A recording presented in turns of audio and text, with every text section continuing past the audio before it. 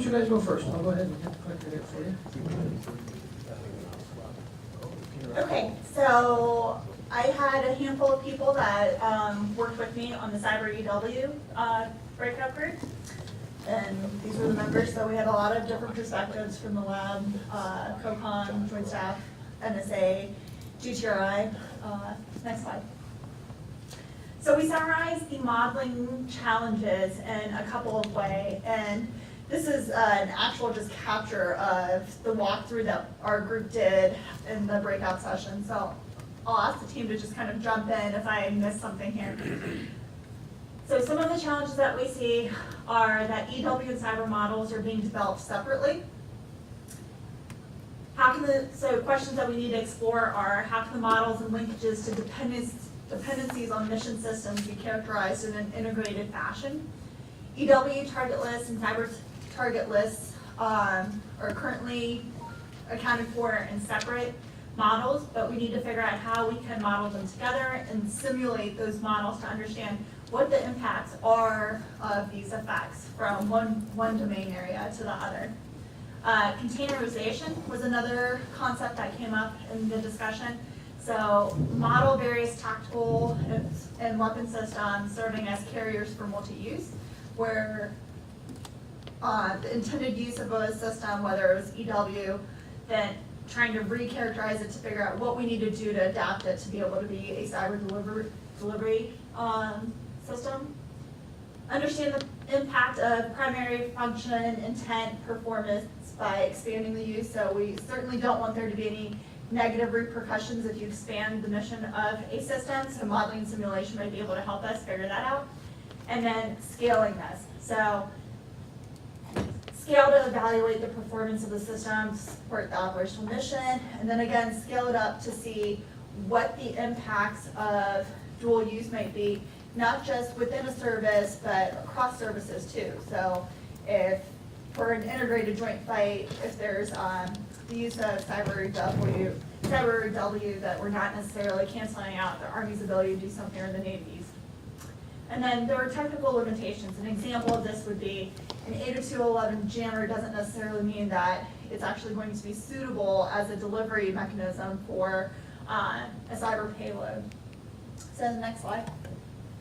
So some of the considerations and constraints that we need to think about as we're exploring modeling and simulation to address cyber EW is just policy constraints and things that we need to consider about fraternization. So cyber and EW generally need to play together. That means bringing both the operators together. And right now they're carried out as separate actions. The boundaries of deconfliction need to be determined, so modeling and simulation can certainly play a role in that. And then the distance and authorities creates conflict, so that's more policy limitation than it is modeling and simulation, but there needs to be, as you understand what the deconfliction boundaries are, it might help bring some consensus as to what level of authority is required for cyber EW. I just realized something on that fraternization. When I said fraternization, you might think of humans dying, but this is more of not humans dying, but yeah, I need to use that machine in order to carry out my mission, and you just killed it either EW or cyber. So now I can't do that. So that's the fratricide. So you might put IT fratricide in front of that. Another concept that was brought that the research community may want to explore is cyber EW attack ontologies. So some previous work that Jeff Hughes had been involved in explores how you can relate the kill chains from cyber and EW to compare the ontological differences. And where cyber versus EW, what are the relative timings that are required for each of the domain areas? Is there general equality between the two domain areas? So those are things that you might be able to explore with that. And then there's a question as to where one domain starts and the other domain, and where the other domain begins. So the sub-bullets there just kind of describe some of the discussion that took place and just one interpretation of how you could define where cyber starts and where EW does. And say that they played the protocol concept of cyber? I'm sorry, can you repeat that? Should that be manipulating the protocol itself? Is cyber? Right, yes. This was, yeah, so that's a correct interpretation of that. Anything below protocol-based stuff falls within EW. Manipulating the protocol itself is within the cyber boundaries, not necessarily. No, it's the opposite. So, do you want to clarify? I argue that manipulating the protocol is EW. Really? Yeah, that's my definition. People disagree, right? But to me, cyber, like I said, we were arguing about where does EW end and where does cyber begin. To me, cyber begins when you execute code, right? When you send your code over and it gets executed, that's cyber. Protocol manipulation, I'm a guy who's done space control. I'd say it's all space control. So there you go. It's all a matter of perspective. it's all a matter of funding line. That's right, that's right. Okay. I like that. I would argue that most people working with software-defined radio don't think they're doing EW. They're attacking protocols by cyber means. Once again, it's a matter of perspective. To me, there's no reason why an EW guy can't execute a protocol-based RF. Just if you develop. So, but if you're the EW guy and I'm the cyber guy, don't we run into authorities questions then? Well, that's Which goes back to your earlier point. that's why I think it's dangerous to push the cyber boundary to anything above signal-to-joint noise ratio jamming, right? I mean, to me, that's really boxing EW guys to dumb jamming, right? I think they can do a lot more than that within the concept of EW, right? If you're doing, denial of service kind of stuff, even if you're messing at the protocol layer as opposed to just the signal-to-jammer ratio, why would that be cyber versus EW? I mean, this is a non-answered question, but my personal opinion. I draw that line higher as opposed to lower. Another question that the working group explored was trying to think about what's unique about cyber and why do we have to take that into account as we're thinking about modeling some character requirements. So what's unique about cyber is that the physics don't stay the same. An example of this would be firewall. A firewall can be changed, so the physical boundary is essentially changed in real time. That's not necessarily a constraint that the EW community or modeling EW has, but when you think about how do you model these two things together, it's something that you have to start taking into consideration since it's so fluid. Next slide, please. So this was just an example that we were talking about as we're exploring why cyber is unique or what you have to take into consideration. If you get a command to take down a particular area, with cyber you have to actually consider the challenges of what does that area encompass, what may be connected to what's in the area but isn't necessarily inside those bounds, and then what are the repercussions to other military capabilities. Next So slide. I guess the thing about that particular part there is we're now actually tying cyber to a location. Often we don't necessarily think of cyber as a geospecific area on the map. And now you're saying, no, this cyber EW linkage has, usually points to some particular place on the map. Okay. And in the last two slides, we characterized what some of the challenges were from a cyber warrior perspective and then from the staff level perspective. So this here specifically talks about the cyber mission teams and that a lot of targets are hard to get physical access to. There has to be some sort of RF access point that will allow entry via non-kinetic capability. So this is part of what's justifying the need to try to explore the cyber EW modeling simulation. And then provides additional options and windows for entry. And our CERDEC working group member mentioned that, Army's kind of looking at it from that same perspective and taking into consideration how can the Army tactical systems be leveraged to either serve as delivery vehicles or also to provide SA for what's going on. We talked about an activity that was going on in the Army, but I'm not going to delve into that. So the last slide that we have here is the staff level interest. So integrate cyber into other non-kinetic effects and kinetic actions. How do we get into something that allows us to leverage cyber through some integrated tasking? How do you do the communication? How do you get the feedback, communication for cyber, but for something that is not accessible? And then an example of this was just an A2AD example where an Air Force attack on an IAD system, a front-facing radar site that is well protected, but it could be linked to something on the outside that we can more easily access. And then, Yeah, and I said front facing, I actually meant an acquisition radar site. But yeah, the idea is how can cyber enable an EW attack? That's what that's about. and then the last idea there is just there needs to be some sort of triggering mechanism to enable a follow-on effect. So there's a lot of needs from the community. There's a lot of incentive from the staff level, the warrior level, and then areas to explore from a research S&T perspective. So that's kind of what the group talked through in our breakout session. I think that's it. Thanks, Doreen.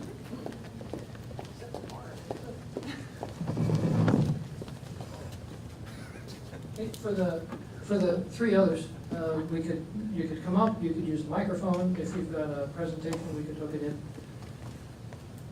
But human behavior, did you want to do that one? Did you guys want to do that one? Jackson?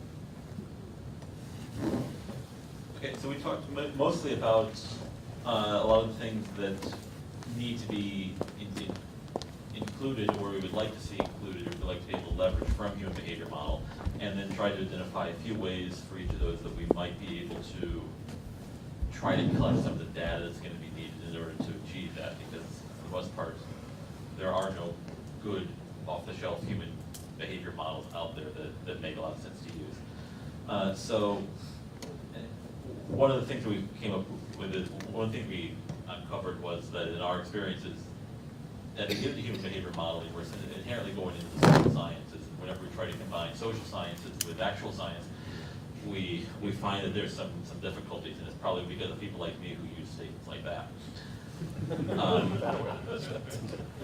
We talked about machine learning as possibly being a good approach to try to capture some of the data about how users or adversaries behave. But that's going to require a fairly large and well-characterized data set in order to be able to train the machine learning on that. Potentially that's something that could be captured during exercises, but the caveat there is that there's also a lot of evidence out there that in this particular domain, machine learning may not be fully suitable for other reasons having to do with adversary knowledge of the machine learning system. We also talked a lot about deception and how can you use cyber for deception, how long can you keep somebody engaged, and that comes down to understanding how the adversary is thinking, what their expectations of your system are, and what he thinks they're going to look like, and versus what your deception environment looks like, and as well as, you know, does he believe it, and is he willing to believe it longer than the amount of time he's willing to put in to trying to get into your environment.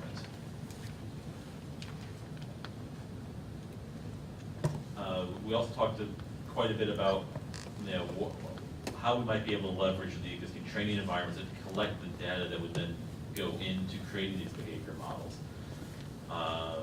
Some of the issues we need to be able to track are how do we monitor what people are doing on the system versus what they're doing when they're doing teamwork or talking to each other, because when somebody does something on the system, I can log that, I can see what goes in the network, I can log what's on the computer, but if they're having a conversation with somebody, that now you're back in the regime of manual collections and post-execution debriefs, which now we have to try to figure out how do you merge those collections in with your automated collections. Because looking at the network ad itself is gonna be in any way sufficient in order to capture human behavior. You can capture other things, yes, but to capture what really was motivating the person's decision is probably not gonna be comparable from that. The idea that in these exercises, that if we can come up with a series of specific stimuli that we want to see, and then know exactly when we're going to introduce those, how we're gonna do that, and then monitor the response. And do that over a wide range of different scenarios and situations, is probably the only way we're gonna get to that kind of data set. Then we also talked a little bit about understanding the level of aggravation that users would be willing to put up with in exchange for security. And it's sort of experimentation that's trading how secure their system is versus how much grief they have to go through with 15 different types of logins and limited access to different resources. Whether there's a point at which the user just doesn't feel like doing their job anymore because it's too much of a pain in the butt. And we also talked a little bit about game theory, but game theory is one of those things that always comes up in these kind of conversations, and everyone says, well, it sounds like that's an application for game theory, but then nobody can ever think of a good example of game theory being used practically in that scenario. So that's what we came up with for human behavior. Great, thank you. So I'd love a little bit in there, there's some crude representations that you could do that are essentially just tripwires. Yes. So for combat mission teams, are you noisy? Would would an adversary see the logs? Would humans see the logs? On CPT, cyber protection team side, a tripwire would be, I blocked everything on port 25, so now I can't get email. So, the general would probably say, hey, this is an issue. So there's some rule-based things that if this thing happens, they Right. raise it up alert. Is it human behavior representation? No, but it's trying to represent that there are other people on the network that you have to protect with. And we had sort of that discussion where we said where there are rule-based things in place where you know that somebody's going to follow a certain set of rules, or they're going to do a certain set of actions that are going to be very consistent, or the reaction to them will be very consistent, then yeah, we can. Those kind of cruder things can be done. But if you're trying to think about how a thinking adversary reacts to changes in your defense and so on, that's a little bit more. Right, I mean, these, in each of the cases I raised, each one of those are fails. That particular team has failed their task. They made it too secure that nobody can use the system, or they've now just alerted their adversary as to their presence. So, yeah. Okay. Yeah, we don't mean to say that there's nothing, but that we were thinking about ways to go beyond the cruise to something that's more complete. Yeah. Did you also talk about impact on OPSEC? Not directly. I think we talked a little in terms of deception, but more in the example of when you're doing deception, especially if you are doing more than just a deception environment, but you're doing like informational deception, that your deception can backfire on you and deceive yourself. But that's not quite the same as what you were asking. Okay, good. Thank you, Jackson. Now, Jerry, did you want to?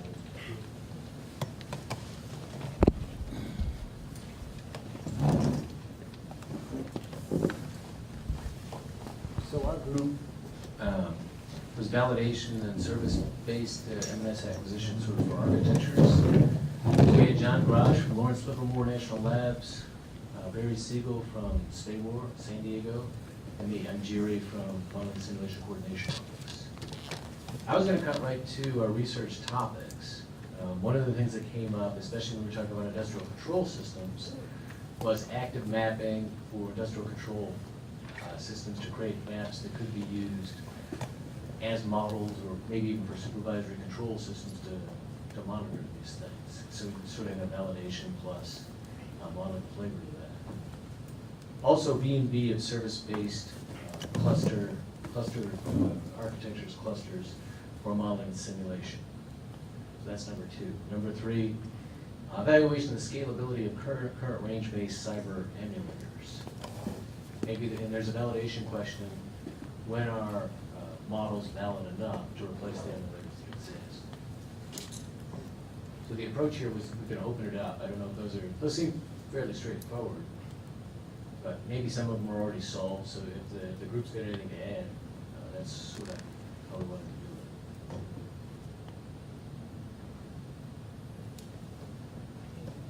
it.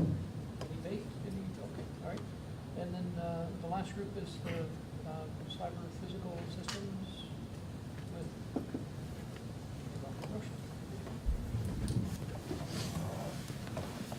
All right, so this is CyberPhysical group. We had Peter Barnes from Lawrence Livermore, David Nichols, George Mokin.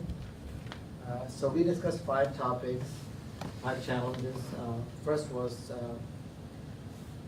modeling the relationship between the cyber and the physical wings. I think people have kind of alluded to that. So in our case, we discussed the whole issue of how do you model access to the cyber layer, and how do you trace all the way from there to the physical impact. How would you model that in a very, very holistic way? The second topic was related to topology and traceability again.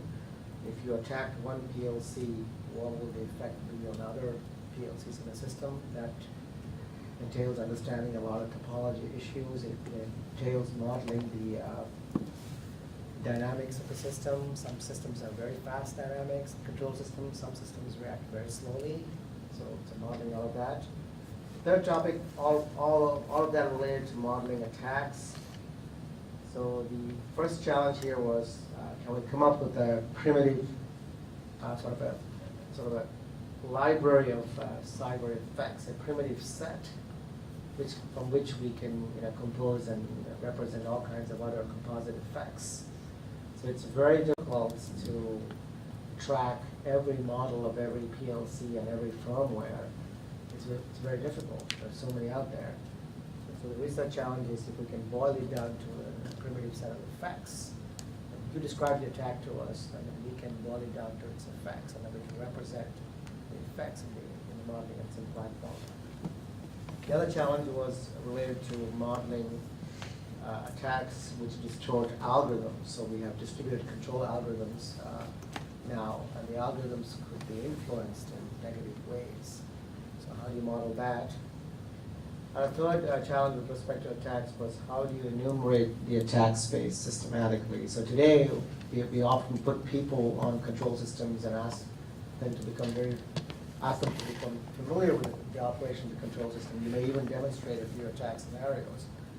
But what have you left out? You have no clue.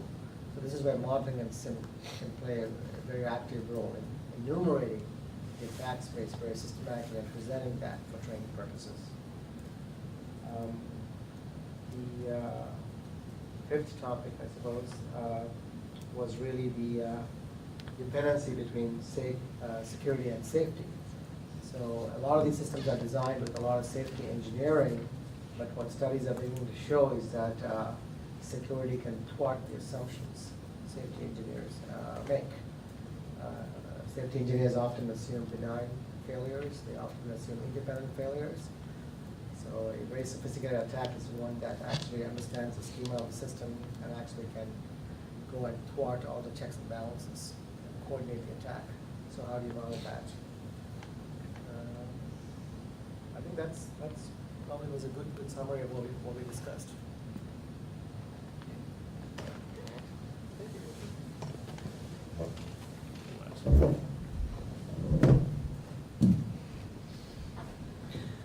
So, kind of a long day, and I think that instead of taking a break, we could probably just roll up and kind of have some closing ideas, closing comments.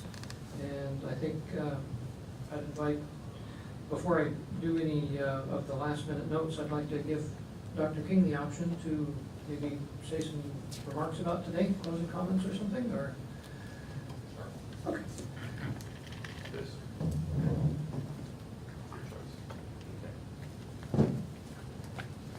first of all, I want to thank everybody for participating.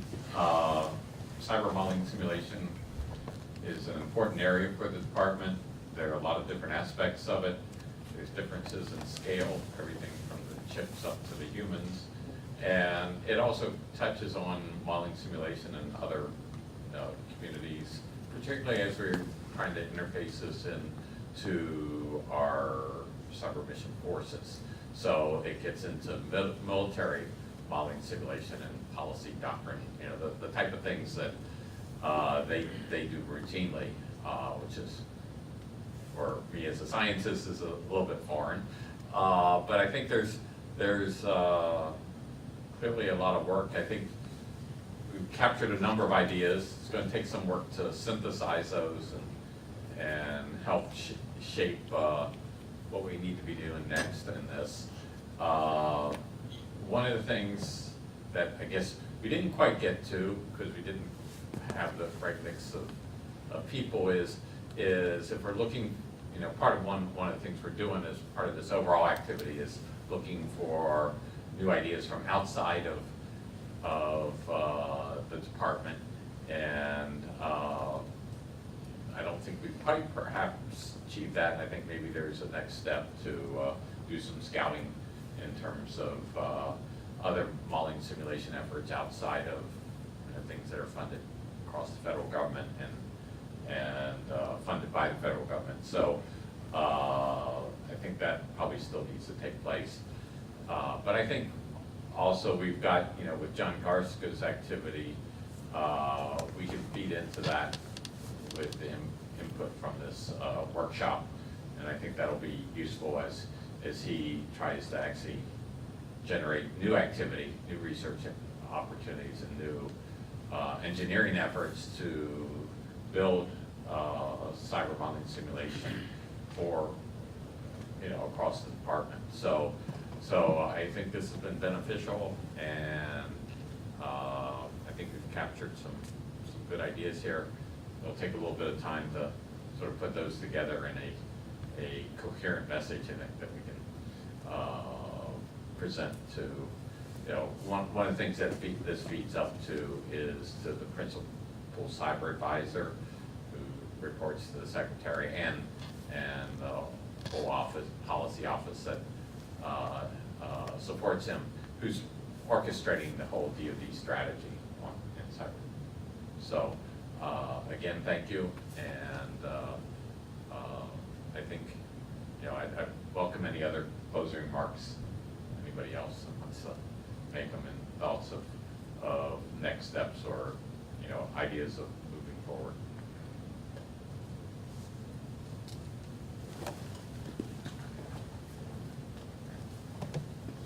So I felt like this was a good baseline to get people kind of head around like the common problems and the vernaculars of which each of us are talking about.